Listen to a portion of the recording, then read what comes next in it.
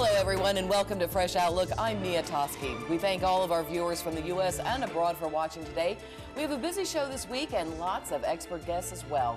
We begin in Turkiye, where this week much of the world was watching local elections in that country.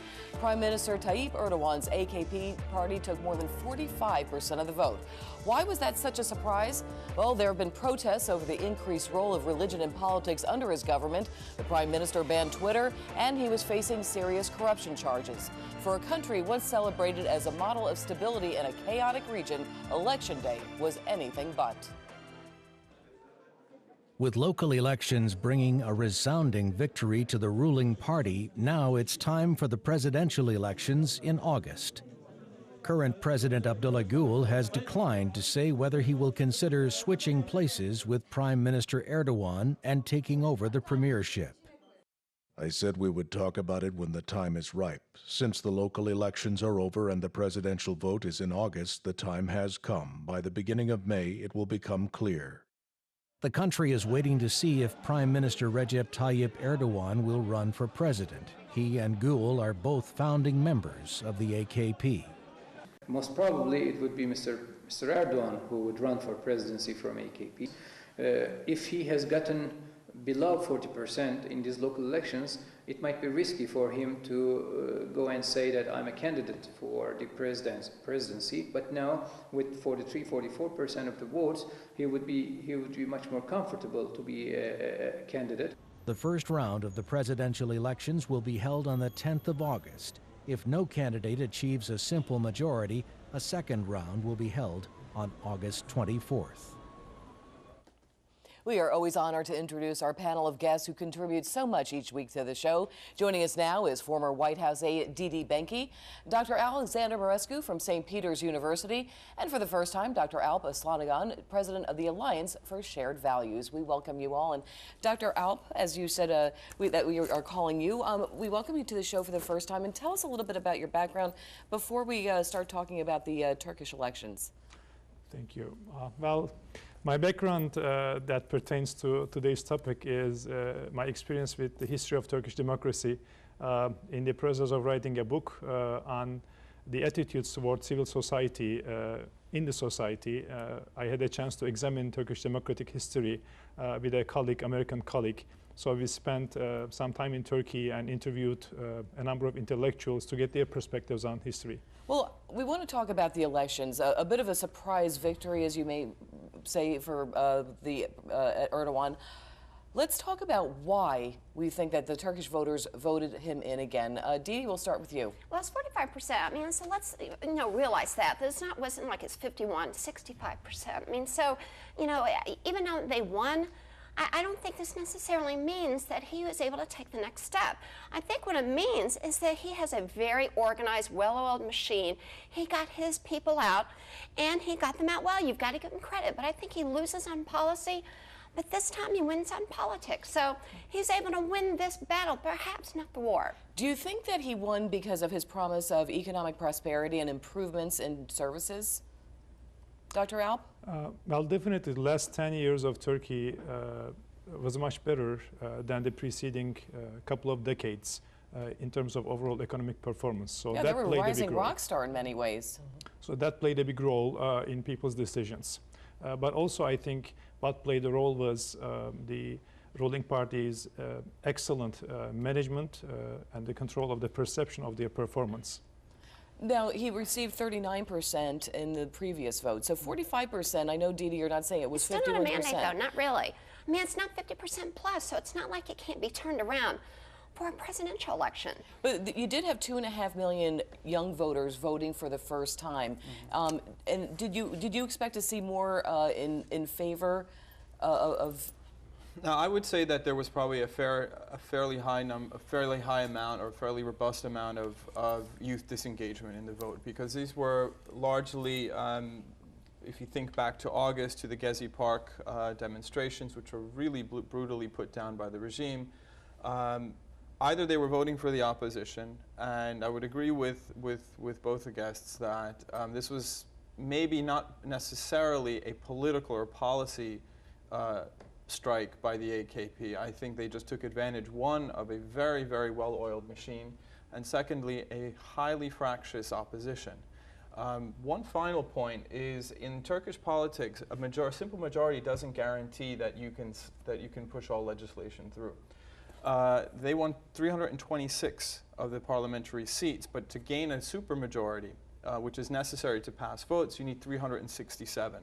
You need 333 to push general referendum on legislation. So it is a clear and surprising win by the AKP, but it is not this absolute resounding supermajority, and they will still need to, AKP and Erdogan will still need to work with Well, I want to talk about the AKP party, but I also want to talk about, you said the word disillusion for young people, and we talk about that disillusioned group of young folks. I'm still surprised that they didn't come out in greater force, and we've got the presidential and parliamentary elections coming up. Do you think that this is a possible win now for Erdogan as we move forward, and do you think that you will see fewer young people in voting in the future? Well, first of all, I think we should note that among the young people, especially the social media users, AKP did not score well, according to pre-election and after-election polls. And the reason they could actually ban Twitter was because they did not have a big supporter group among Twitter users. Now, for the presidential election, there is a big uncertainty, and the uncertainty pertains to who's going to be the competitors to Erdogan. Because if there is a candidate who's able to gather support from different segments of the opposition, it's going to be a big challenge for him. Also remember that in a municipal election, these are hardcore voters. These are people who vote for city council, mayor. It's very different. Young people, look, they're new. They just registered. It doesn't mean they support Erdogan. Maybe they didn't just go vote. And in the presidential, you're going to have a lot more interest. So I think the wave could move the other way. I'd like to jump on both points very quickly. There is a very strong rural-urban divide in Turkey. Turkey is a vast country. With the exception of Ankara, Istanbul, Diyarbakir, and Izmir, I mean, these are the primary urban centers. These are also the areas where the youth are most connected, that are using Twitter and YouTube. In the agricultural or the rural parts of the country, which are vast, not only is conservatism quite deep, but this is also the area where the AKP has done a very, very good job in deepening its party institutional links. So they've tapped into an agrarian basis. And they do better in municipal elections. But let's also talk about, yes, the country is very vast and very different depending upon where you go. But let's talk about the AKP party. Do you think they polarized Turkey? They certainly have polarized Turkey. Anyone that I've spoken to, both either in Turkey or people that I know from Turkey, I was in Istanbul last August briefly, and the general census is, at least in the cities, and these are the hearts of secularism largely. And in Istanbul and Ankara, these would be really the primary nodes of Turkey's secular tradition. And I think that's one of the reasons why Turkey has been touted as a quasi-successful democratic model for a majority Muslim country. Nevertheless, there has been probably two modes of polarization. One, this starkly religious conservative line that the AKP pushes, and secondly, and perhaps most importantly, is really the highly authoritarian way that the AKP deals with opposition. And it is a highly inflexible party, and it seems that it is very keen on using a heavy hand when there are public expressions of dissent. Dr. Alp, do you agree or disagree with that?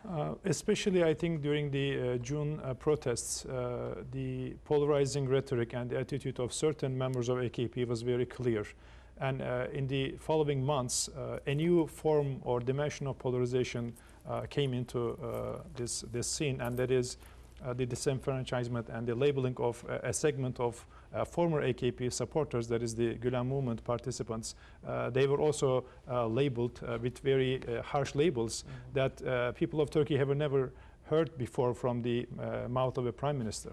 Well, we've talked about the uncertainty and the disillusionment before the elections. We're now moving into the presidential and parliamentary elections. How do you see Turkey moving in the next couple of weeks, couple of months, I should say? How much uncertainty and instability do you see for that country? Didi, we'll start with you. Well, look, I think there's a possibility that Erdogan, I think he's a bad guy. I'm sorry. I mean, even though he got 45% of the vote, it doesn't mean that he'll win the presidential race. And he calls his enemies liars, and, you know, he makes all these terrible accusations, and he takes away Twitter. So, what I think could happen, it could turn him into a monster. He thinks he, you know, can rule and do anything, and he may go overboard and go really crazy. I mean, and do something even more so, which means the wave of people in Turkey will vote him out, and hopefully that's what will happen. Well, you know, you said Twitter, so I want to go back to that before I ask you two the other questions about the future for Turkey right now. But you mentioned Twitter. Do you think the ban on Twitter had much effect on this election? Well, I think younger people can make a bigger difference in the presidential. I don't think they got out to vote like they would have liked to. If they had voted, I think it would have been a different election, a different number. Because the young people, as you mentioned before, they don't like this guy. They don't want the ban on Twitter. I don't think that, you know, they don't support this guy. So hopefully in the presidential, they'll band together and they'll vote more. Look, young people, they don't vote as well as older people. It's like that in our country as well. But if they did, the number would be different. I think we overdetermined the Twitter ban and the YouTube ban. I think from our... Actually, and I'll tell you why, because Twitter actually saw an increase as a few weeks afterwards, because people were finding a way to get around it. True, but I think we were, you know, if this was an election in, say, in Poland or in Eastern European country where maybe rates of internet connectivity are a lot higher than in Turkey, perhaps that would have been more of an indicator or of a variable that would explain this strong electoral outcome. But I do have to stress the point that Turkey is, while we think of Turkey as this economic powerhouse, the economy is largely based in Istanbul, to a slightly lesser extent in Ankara. And I think we might have overplayed the social media ban and thinking that the whole country would be against this. It's a very, very agrarian society and still quite conservative. Yeah, there are about, according to various estimates, 10 to 11 million Twitter users in Turkey. That's quite a few. Yeah, and well, the thing was AKP's support base was not really there among Twitter users. But it doesn't mean it won't be in the presidential, though, because younger people and more people will vote in the presidential. It's a bigger number. Well, it's going to certainly be interesting. But let's talk about, again, the uncertainty. We've got a couple of months coming up to the presidential and parliamentary elections. Dr. Alp, what do you think? Where do you see the future for Turkey for the next couple of months? Well, the Prime Minister's polarizing rhetoric and the government's authoritarian actions are definitely very worrisome. But unfortunately, these actions and the rhetoric, unfortunately, they don't affect their voter base directly right now.